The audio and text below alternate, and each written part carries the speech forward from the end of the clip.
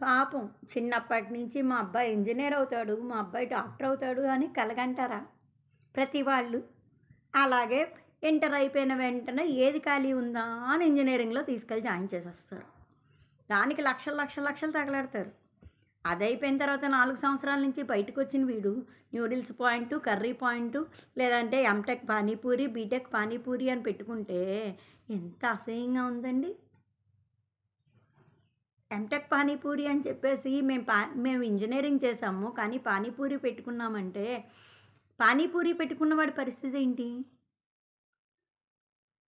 ఏమైనా అంటే ఉద్యోగాలు లేవంటారు. వీళ్ళు సరిగ్గా చదువుకోలేదని చెప్పరు. నైపు వ ఇంజినీరింగ్ మీన్స్ నైపుణ్యం. ఆ నైపుణ్యం మీ దగ్గరుంటే ఎవరి దగ్గరో మీరు పని చేయవలసిన అవసరం కాదు. మీరే ఓన్‌గా ఒక సంస్థను నిలబెట్టగలరు కదా! మీలో నైపుణ్యాన్ని బయటికి తీయకుండా ఏదో అనకూడదు కానీ వేరే వాడి వృత్తిని మీ వృత్తిగా చేసుకొని మీరు బాధపడుతున్నారేమో అన్నది నా ఆలోచన.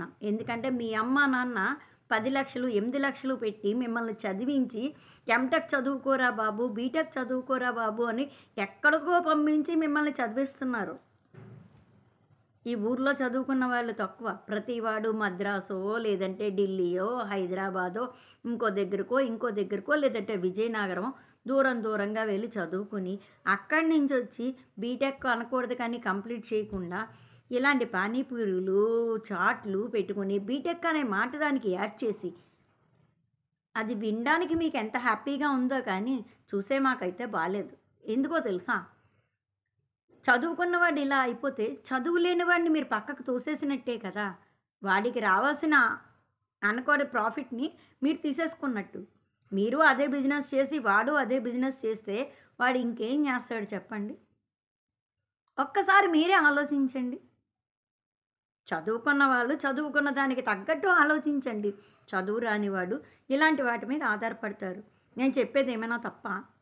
ఇప్పుడు మీ నాన్న, అమ్మ మీకోసం 10,00,000 15,00,000 ఖర్చు పెడుతున్నారు. అక్కడ చదువు ఒకటేనా? మీరు వెళ్ళి రాడానికి, ఫుడ్ తినడానికి, మీరు లగ్జరీగా ఖర్చు పెట్టుకోవడానికి.